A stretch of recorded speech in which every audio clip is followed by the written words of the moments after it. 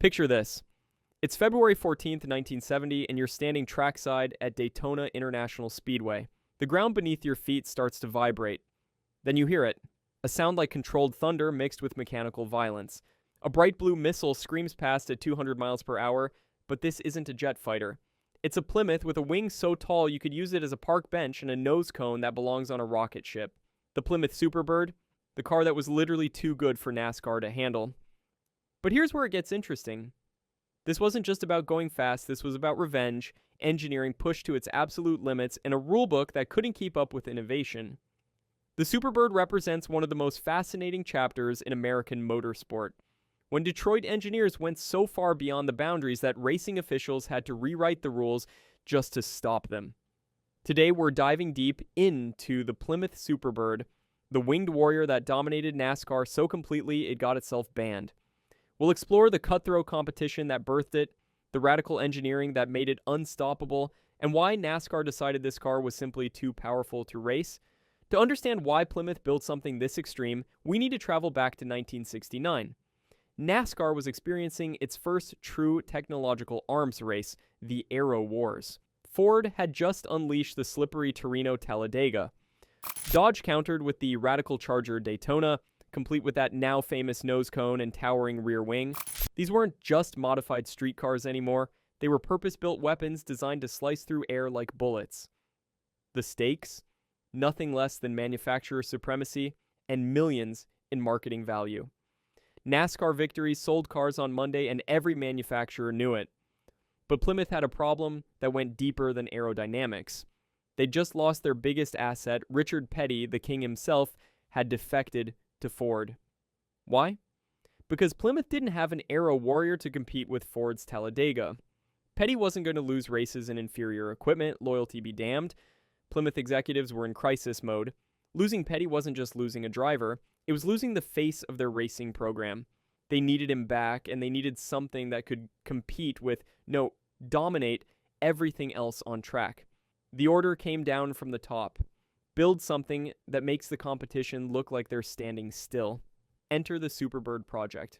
Plymouth's engineers didn't just want to match the Dodge Daytona, they wanted to perfect it. The development team, led by aerodynamicist Gary Romberg, started with the Roadrunner platform, but what they created was barely recognizable as a Plymouth. The transformation was radical, violent even, to the original design. Let's talk about that nose cone first. This wasn't some decorative add-on. The cone extended the car's length by 19 inches, and every curve was calculated. Wind tunnel testing at Chrysler's facility in Detroit showed the nose cone alone reduced drag coefficient from 0.49 to 0.38. In racing terms, that's like removing an invisible parachute. The nose wasn't just pointed, it featured a carefully designed chin spoiler that managed airflow under the car, reducing lift at high speeds. But the real engineering marvel was that wing. Standing 23 inches above the trunk lid on aluminum stanchions, this wasn't for show. The wing was positioned specifically to operate in clean air above the turbulent weight coming off the rear window. At 200 miles per hour, it generated genuine downforce, about 600 pounds of it. The angle was adjustable too, allowing teams to dial in the perfect balance between downforce and drag for each track. Here's something most people don't know. The stanchions weren't just supports, they were aerodynamic elements themselves. Their shape and position were designed to minimize disturbance to airflow while being strong enough to handle the massive loads. Chrysler engineers calculated these supports had to withstand forces that could literally rip the trunk lid off the car. Under the hood, buyers had 3 engine options, but only one mattered for racing. The legendary 426 Hemi, officially rated at 425 horsepower, everyone knew that was conservative. In race trim, with headers, high flow intake, and proper tuning, these engines were pushing 550 horsepower. The Hemi featured hemispherical combustion chambers, hence the name, that allowed for larger valves and better breathing. Compression ratio? 10.5.1 on the street version, but race engines ran much higher. The Hemi's bottom end was basically bulletproof. Cross-bolted main bearing caps, forged steel crankshaft, forged aluminum pistons, and connecting rods that could handle 7,000 RPM all day long. The valve train was equally robust, solid lifters, heavy-duty valve springs, and rocker arms designed to handle the violent accelerations of racing. Testing began in late 1969, and the results were immediate. At Chrysler's Chelsea Proving Grounds, test driver Charlie Glotzbach pushed a prototype to 243 miles per hour on the 5-mile oval. Let that sink in for a moment. This was a car you could theoretically buy from a dealer, hitting speeds that wouldn't be seen in Formula One for another decade. NASCAR teams quickly discovered the Superbird's sweet spot. On superspeedways like Daytona and Talladega, it was untouchable. The combination of reduced drag and increased downforce meant Superbirds could run flat out through corners that had other cars lifting off the throttle. Drivers reported the car felt planted at speeds where competitors started getting loose. Pete Hamilton's victory at the 1970 Daytona 500 in a Petty Enterprises Superbird wasn't just a win, it was a statement. He led 148 of 200 laps and finished nearly a lap ahead of second place. At Talladega that same year, Superbirds and their Dodge Daytona cousins occupied the top 5 finishing positions. The Aero cars weren't just winning, they were making everyone else look obsolete. Richard Petty's return to Plymouth paid immediate dividends. He won 18 races in 1970, driving the number 43 Superbird, including 4 consecutive victories. His average speed at some races exceeded 190 miles per hour. The competition was getting lapped, literally and figuratively. But here's where things get complicated. While the Superbird dominated on track, it was struggling in showrooms. Plymouth needed to build 1,020 units to meet NASCAR's homologation requirements, one for each dealer. The cars were expensive, with a base price around $4,300, roughly $1,000 more than a standard Roadrunner. That's about $30,000 in today's money, a significant premium. The styling was polarizing to say the least. That massive wing and elongated nose made parking difficult. The nose cones scraped on driveways, the wing blocked rear visibility. Insurance companies classified it as a high-performance vehicle, making premiums astronomical. Gas station attendants couldn't figure out how to open the covered headlights. Dealers couldn't move them. By mid-1970, hundreds of Superbirds sat unsold on dealer lots. Some dealers got creative, or desperate. They removed the nose cones and wings, converting Superbirds back to standard Roadrunners just to sell them. Today, those converted cars are nearly impossible to identify without checking VIN numbers and date codes. Meanwhile, on the track, NASCAR officials were getting nervous. Speeds were approaching levels they considered unsafe for existing tracks.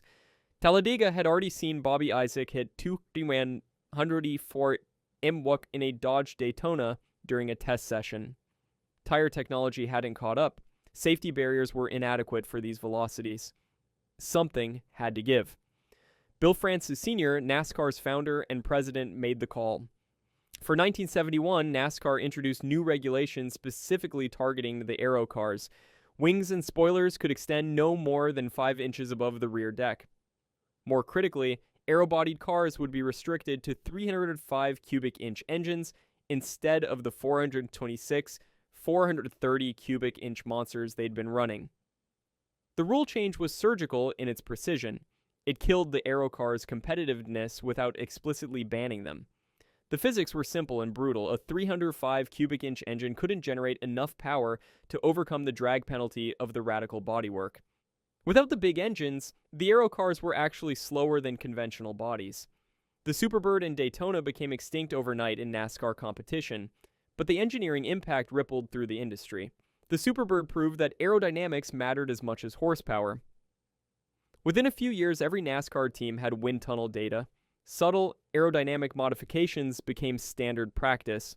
The lessons learned from those towering wings and pointed noses influenced race car, designed for decades. The technology trickled down too.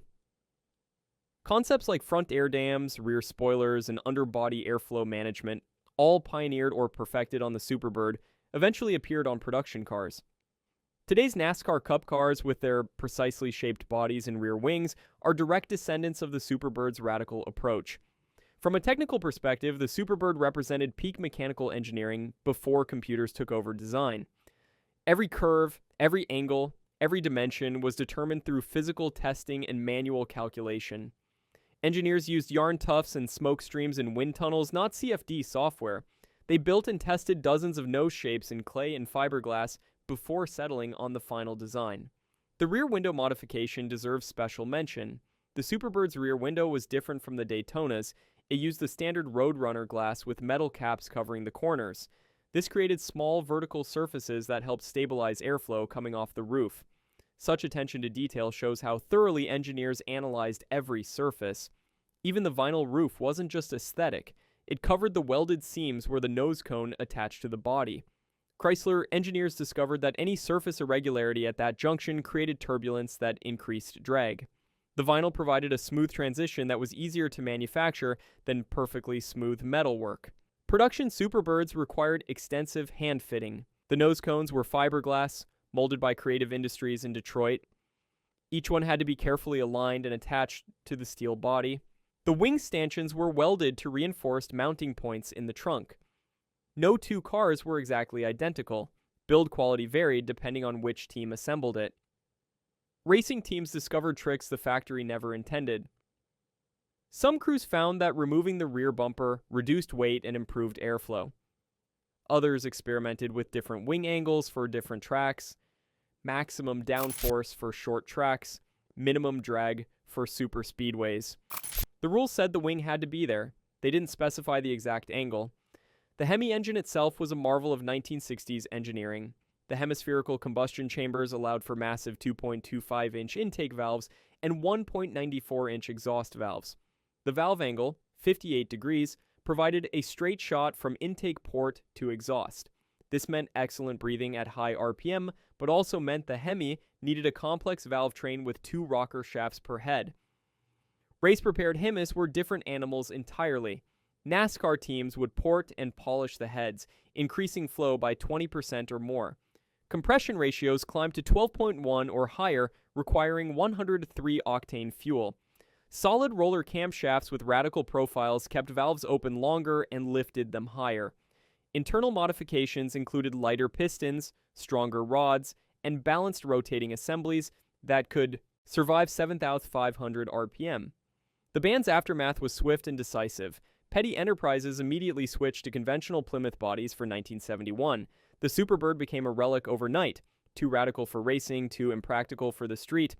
Values plummeted. You could buy a used Superbird for less than a new Volkswagen Beetle by 1972.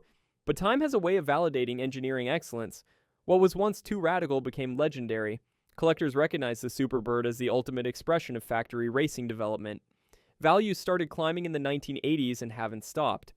Today, a numbers-matching Hemi Superbird can command over $1 million at auction. Only 1,235 Superbirds were built, 135 with the 4i26 Hemi, 1,084 with the 440 Super Commando, and 716 with the 446 barrel. Each one represented a moment when engineers were given free rein to build the fastest thing possible. No committees, no focus groups, just pure performance. The survivors tell an interesting story. Many were drag raced, road raced, or simply driven into the ground. Others sat in barns for decades, their radical looks making them unsellable white elephants. The conversion cars, those de-winged by dealers, are tragic reminders of how unappreciated these machines once were. Today, companies specialize in reversing those conversions, returning Superbirds to their original glory. NASCAR's modern restrictor plate rules, now replaced by tapered spacers, can trace their origins to the Superbird situation. When engineering outpaces safety, rules step in. The Superbird taught NASCAR that innovation needed boundaries, but it also proved that American engineers could build world-class performance cars when challenged. The aerodynamic principles proven by the Superbird influence modern motorsport across all disciplines. Formula One cars generate thousands of pounds of downforce using concepts the Superbird pioneered. Even production cars now feature active aerodynamics, adjusting wings and spoilers based on speed, technology that started with a Plymouth wearing a park bench on its trunk. Consider this. The Superbird was banned not for cheating, not for bending rules, but for being too good at what it was designed to do. It followed every regulation, met every requirement, and dominated so thoroughly that the rules had to be changed. That's not failure. That's engineering excellence that exceeded the imagination of rule makers. The human cost of this speed chase is often overlooked. Several drivers died in aero car testing and racing, pushing the boundaries of what was possible. Tire failures at 200 mm were catastrophic. The cars were stable in clean air but unpredictable in traffic. Every victory came with risks that modern safety equipment has largely eliminated. Yet drivers loved them. Bobby Allison called the Superbird the first NASCAR car that felt like it was designed to go 200 miles per hour. Buddy Baker said it was like driving tomorrow's race. Car today. These weren't just fast cars, they were glimpses into the future of motorsport. The Superbird's legacy extends beyond racing. It proved that American manufacturers could compete with anyone in aerodynamic innovation. While Ferrari was perfecting small displacement engines, Plymouth was showing that proper aerodynamics could make even a 4,000-pound car competitive. It was engineering democracy, making performance accessible. Modern NASCAR's car of tomorrow and next-gen car both incorporate lessons learned from the Superbird era. Controlled aerodynamics, safety through design, and performance limitations all stem from what happened when the Superbird went too fast. The wing might be smaller now, but it's still there, a direct descendant of that aluminum park bench. Today's collectors understand what Plymouth built. This wasn't just a race car with license plates. It was the physical manifestation of engineering freedom, a moment when winning mattered more than practicality. Every Superbird that survives is a rolling museum piece, preserving the DNA of American racing ambition. The technology inside was just as radical as outside. The Dana 60 rear axle could handle the Hemi's torque.